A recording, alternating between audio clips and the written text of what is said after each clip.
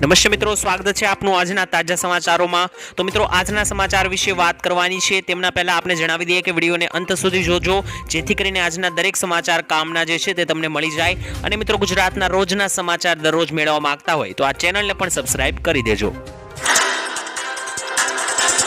તો મિત્રો, આજના પ્રથમ સમાચાર અંગે વાત કરીએ તો કોરોના કહેર કેસમાં ફરી એકવાર વધારો થયો છે। મિત્રો, દેશમાં કોરોના એટલે કે કોવિડ-19 કેસો ઉપરાંત ઓમિક્રોનના સબ વેરિયન્ટ JN1ના કેસો સતત ને સતત વધી રહ્યા છે।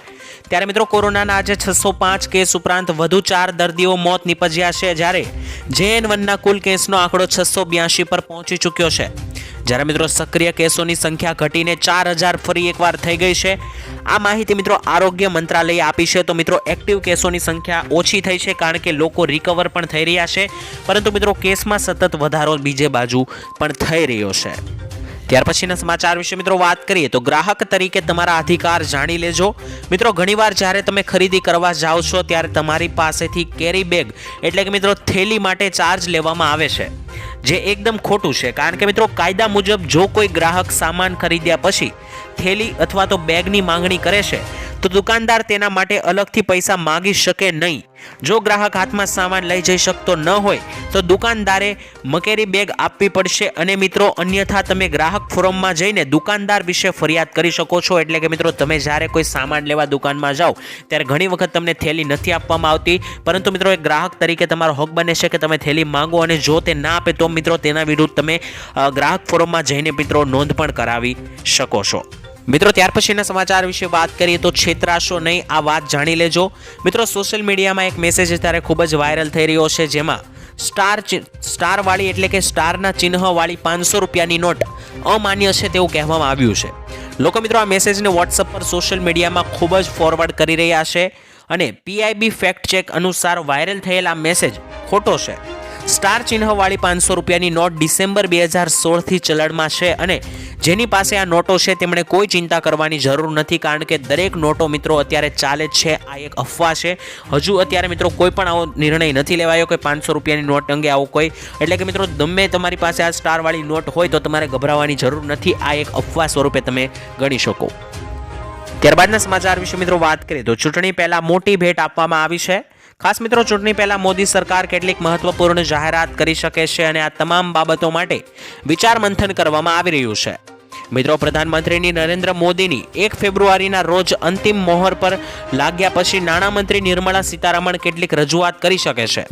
મીડિયાના રિપોર્ટ અનુસાર મિત્રો, ખેડૂતો, મહિલાઓ અને યુવાઓ માટે કંઈક વિશેષ કરવા જઈ રહી છે સરકાર। તદુપરાંત મિત્રો, મધ્યમ વર્ગના લોકોને પણ રાહત મળી શકે છે। સરકાર ચૂંટણી પહેલા લાખો ખેડૂતોને લાભ આપવાનું વિચારી રહી છે, અને સરકાર તરફથી જાહેરાત થયા પછી તેનો અમલ કરવામાં આવી શકે છે। આ તમામ મહત્વપૂર્ણ બાબતો પર વિચાર કરવામાં આવી રહ્યો છે, અને કિસાન સન્માન નિધિ તથા લાડલી યોજના હેઠળ ખેડૂતો અને મહિલાઓને આર્થિક લાભ આપવા અને યોજનાઓ પર કામ કરવામાં આવી રહ્યું છે, અને બની શકે કે તેમાં આપવામાં આવતી રકમમાં વધારો પણ થઈ શકે। પરંતુ મિત્રો, આ અંગે શું થાય છે તો આવનારી બજેટની જ્યારે રજૂઆત થશે ત્યારે આપણને જ ખબર પડી જશે। તો મિત્રો, આવો કોઈ સમાચાર આવશે તો હું તમારા તરફ સૌપ્રથમ પહોંચાડી દઈશ। તો આ ચેનલને સબસ્ક્રાઇબ ના કરેલી હોય તો કરી લેજો। તો મિત્રો, ત્યાર પછીના સમાચાર વિશે વાત કરીએ તો 15000 રૂપિયાની સહાય મળશે। મિત્રો, વડાપ્રધાન નરેન્દ્ર મોદીએ સ્થાપત્ય કારીગરો, સુથારો, સુવર્ણકારો, લોહાર, ચણતર વગેરે માટે વિશ્વકર્મા યોજના સન્માન યોજના શરૂ કરી છે। અને મિત્રો, સરકાર આ યોજના હેઠળ આવતા લોકોને 3 લાખ રૂપિયાની લોન આપશે, અને 15000 રૂપિયા સુધીની સહાય પણ આપશે। અને મિત્રો, આ લોન માત્ર 5% વ્યાજ દરે મળશે। તમને જણાવી દઈએ કે આ યોજનામાં પથ્થરની કોતરણી કરનાર શિલ્પકારો, નાઈઓ અને નાવિકોને લગતા 18 ક્ષેત્રોનો સામેલ કરવામાં આવ્યો છે, કે આવા દરેક કામદારોને અથવા તો કારીગરોને મિત્રો સહાય આપવામાં આવશે આ યોજનાની અંદર। તો મિત્રો, તમારે પણ આ યોજનાનો લાભ લેવો હોય તો મિત્રો તમે લઈ શકો છો।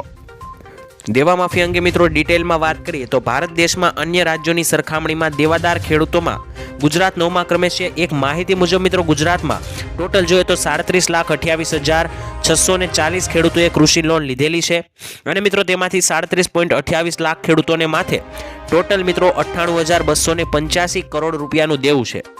લોન મુજબ ગુજરાતના દરેક ખેડૂતોને માથે સરેરાશ 2,63,595 રૂપિયાનું દેવું છે, એટલે કે એક ખેડૂત દીઠ, એક વ્યક્તિ દીઠ 2 લાખથી લઈને 2.5 લાખની આસપાસ દેવું છે, જ્યારે મિત્રો તેલંગાણાની સરકારે લાખ રૂપિયા સુધીની કૃષિ લોન 15મી ઓગસ્ટના રોજ માફ કરી છે, જેના કારણે અને ગુજરાતમાં પણ લોકસભાની ચૂંટણી આવવાને કારણે ફરી એકવાર દેવા માફીનો મુદ્દો ચર્ચામાં આવ્યો છે, કારણ કે તેલંગાણા જેવા અન્ય રાજ્યોમાં પણ મિત્રો ઘણા એવા રાજ્યો છે જ્યાં ખેડૂતોની લોન માફ અને દેવું માફ કરવામાં આવ્યું છે, પરંતુ ગુજરાતમાં મિત્રો હાલ એવા કોઈ પણ પ્રકારના સમાચાર નથી આવી રહ્યા. તો ગુજરાતના ખેડૂતોનું પણ દેવું માફ કરવું જોઈએ કે નહીં, મને કોમેન્ટમાં લખીને જણાવી દેજો.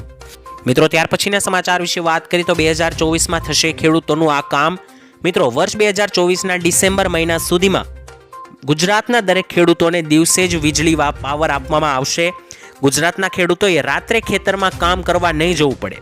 મુખ્યમંત્રી ભૂપેન્દ્ર પટેલે મોટી જાહેરાત કરી છે. મિત્રો ખાસ તમને જણાવી દઈએ કે 2024નો ડિસેમ્બર મહિનો એટલે કે 2024નો અંત આવતા ખેડૂતોને દિવસે વીજળી મળી જશે અને ગુજરાતના લગભગ દરેક ખેડૂતોને મળી જશે, જેથી કરીને મિત્રો ખેડૂતોને રાત્રે અંધારામાં જઈને ખેતર પર ના જવું પડે.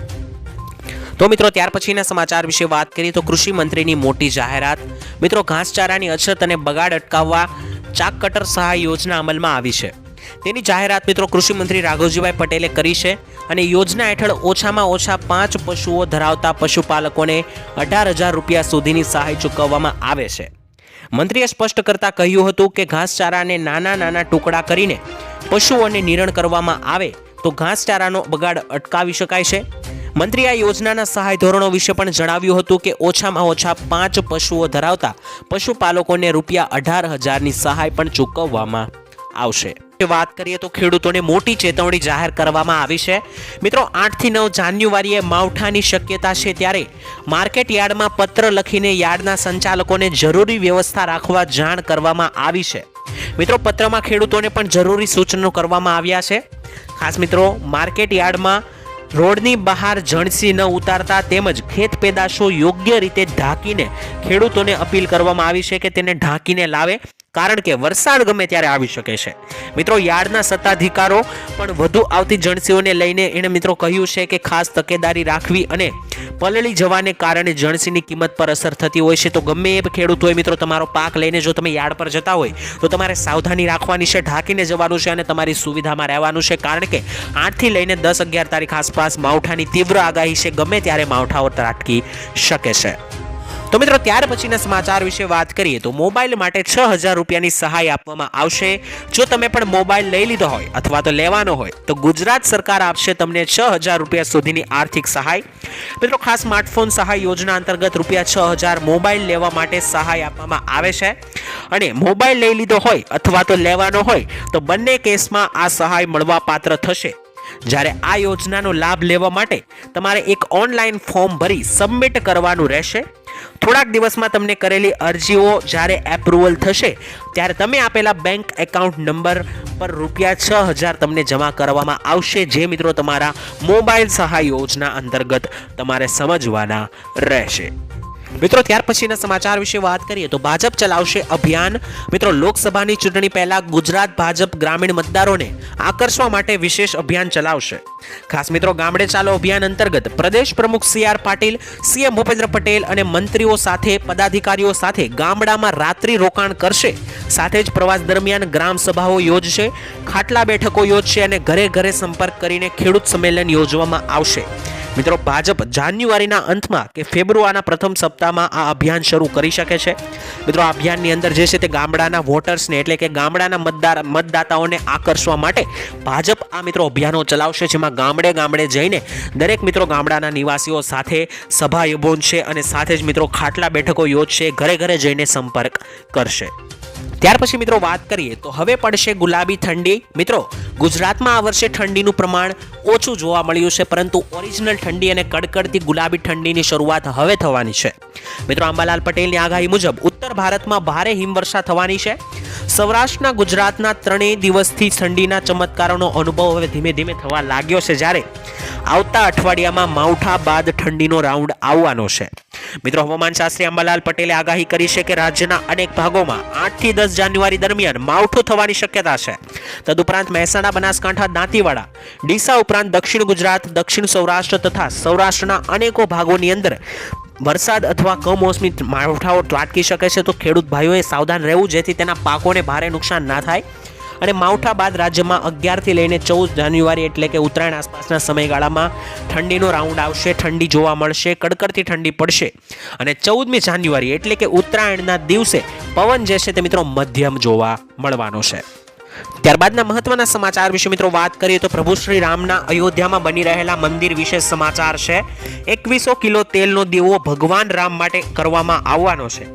મિત્રો અયોધ્યામાં ભવ્ય વિશાળ રામ મંદિર બનીને ઊભું થઈ ચૂક્યું છે, ત્યારે ભગવાન રામલલાની પ્રાણ પ્રતિષ્ઠા અને ગણતરીના દિવસો હવે બાકી છે. ત્યારે મિત્રો ભગવાન રામના મંદિરે વિશ્વનો સૌથી મોટો દીવો પ્રગટાવવામાં આવશે. મિત્રો કોલકાતામાં આધુનિક મશીનોનો ઉપયોગ કરીને આ દીવો તૈયાર કરવામાં આવી રહ્યો છે અને દેશમાંથી 100 અલગ અલગ જગ્યાએથી માટી લાવવામાં આવી છે આ દીવા માટે. તમારી જાણકારી માટે મિત્રો ખાસ તમને જણાવી દઉં કે આ દીવામાં વિશેષ શું છે.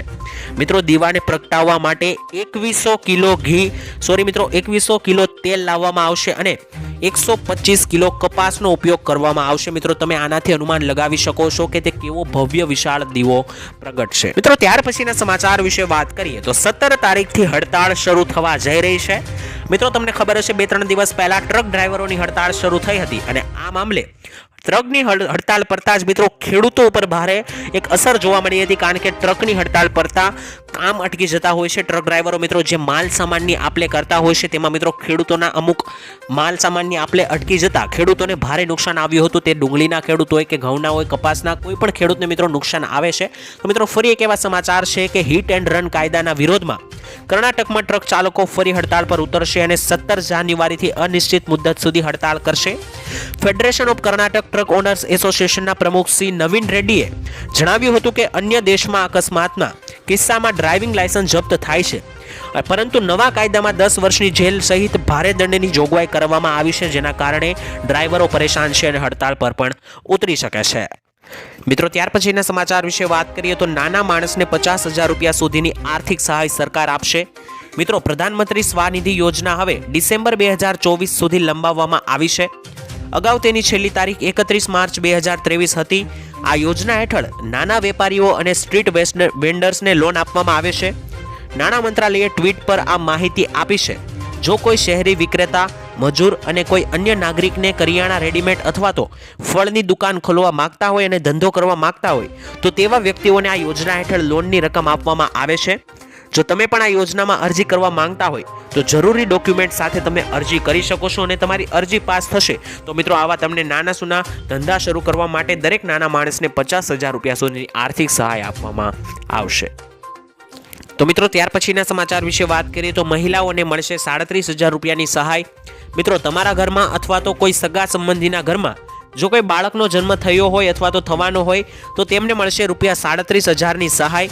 મિત્રો શ્રમયોગી પ્રસૂતિ યોજના અંતર્ગત બાળકને જન્મ આપતી સમયે મહિલાઓને મળે છે 37,500 રૂપિયાની સહાય અને આ યોજનાનો લાભ લેવા માટે તમારે એક ઓનલાઈન ફોર્મ ભરી સબમિટ કરવાનું હોય, જેમાં મિત્રો તમારે મમતા કાર્ડ, ડોક્ટરનું પ્રમાણપત્ર, રાશન કાર્ડ, પાસબુક, મહિલાઓનું આધાર કાર્ડ તેમજ સોગંદનામું આ તમામ ડોક્યુમેન્ટની જરૂર પડશે. અને મિત્રો જ્યારે તમે કરેલી અરજી એપ્રુવલ આવશે ત્યારે તમે આપેલા બેંક એકાઉન્ટ નંબર પર 37,500 રૂપિયા જમા કરી દેવામાં આવશે, જેમાં બાળકના જન્મ પહેલા 17,500 અને બાળકના જન્મ બાદ 20,000 રૂપિયા એમ 2 હપ્તા રૂપે જમા કરવામાં આવશે. આમ મિત્રો આ યોજના હેઠળ ટોટલ 37,500 રૂપિયાની સહાય મહિલાઓને આપવામાં આવે છે. મિત્રો ત્યાર પછીના સમાચાર અંગે વાત કરીએ તો આધાર કાર્ડમાં મફતમાં હવે સુધારા કરી દેવામાં આવશે. મિત્રો જો તમારું આધાર કાર્ડ 10 વર્ષ જૂનું છે તો તમે તેને અપડેટ કરાવી શકો છો અને સરકારે 14 માર્ચ 2024 સુધી આધારને મફતમાં અપડેટ કરવાની સુવિધા આપી છે. મિત્રો માય આધાર પોર્ટલ પર આધારને મફતમાં અપડેટ કરી શકો છો. આ સિવાય તમે CSC સેન્ટર પર જઈને પણ મફતમાં આધારને અપડેટ કરી શકો છો. ખાસ મિત્રો તમને જણાવી દઈએ આધાર કાર્ડની અંદર મિત્રો તમારે અત્યારે મફતમાં સુધારા વધારા કરવા હોય તો અત્યારે ગોલ્ડન ઓપોર્ચ્યુનિટી છે, સારી તક છે. ત્યારબાદ મિત્રો જો તમારે આવું કરવું હશે તો તમારી પાસેથી તેનો ચાર્જ લેવામાં આવશે, પરંતુ અત્યારે તમારે જો કોઈ પણ સુધારો વધારો કરવો હોય તો મફતમાં થઈ જશે. તમે ઘરે બેઠા ઓનલાઈન પણ કરી શકો છો અને મિત્રો તમે CSC સેન્ટર પર જઈને પણ આ કામ કરાવી શકો છો. મિત્રો ત્યાર પછીના સમાચાર વિશે વાત કરીએ તો નવા વર્ષે ખેડૂતોને ફાયદો થશે. મિત્રો ખાસ વાત કરીએ તો નવું વર્ષ દેશના ખેડૂતો માટે ઘણી બધી ભેટો લઈને આવ્યું છે. ખાસ મિત્રો મોદી સરકારે કૃષિ ક્ષેત્રને મજબૂત કરવા અને ખેડૂતોની આવક વધારવા માટે 2024માં પોતાની તિજોરી ખોલવાની સંપૂર્ણ યોજના બનાવી છે. આ અંતર્ગત મિત્રો ખેડૂતોને 6,000 રૂપિયાના બદલે વાર્ષિક 9,000 રૂપિયા આપવામાં આવશે. તદુપરાંત મિત્રો પાક વીમાનો વ્યાપ પણ વધારવામાં આવશે. ખાસ મિત્રો સરકાર આગામી બજેટમાં આ માટે જંગી ફાળવણી કરવા જઈ રહી છે અને આ મામલાને મિત્રો વાત કરીએ તો બે વરિષ્ઠ અધિકારીઓએ કહ્યું પણ છે કે સરકાર 2024-25ના બજેટમાં કૃષિ ક્ષેત્ર માટે લગભગ 2 લાખ કરોડ રૂપિયા ફાળવી શકે છે. અને મિત્રો આ વર્તમાન નાણાકીય વર્ષમાં જાહેર કરાયેલા 144 લાખ કરોડ કરતાં પણ લગભગ 39% વધુ રહેશે. તો આટલા બધા પૈસા છે મિત્રો ખેડૂતોના હિત માટે ફાળવવામાં આવશે અને ખેડૂત કલ્યાણ કામો માટે આટલા રૂપિયા ફાળવવામાં આવશે. ખાસ મિત્રો વાત કરીએ તો ખેડૂતોની આવક વધારવામાં પણ મિત્રો મદદરૂપ થશે આ નાણાં, અને ખેડૂતોને જે પાક વીમાનો વિસ્તાર મળતો હતો તે વિસ્તાર પણ વધારવામાં આવશે. તો મિત્રો ખાસ વાત કરીએ તો આ વર્ષ લગભગ ખેડૂતો માટે સારું જઈ શકે છે, કારણ કે ચૂંટણી પણ નજીક છે અને બજેટ પણ મિત્રો હવે નજીક છે.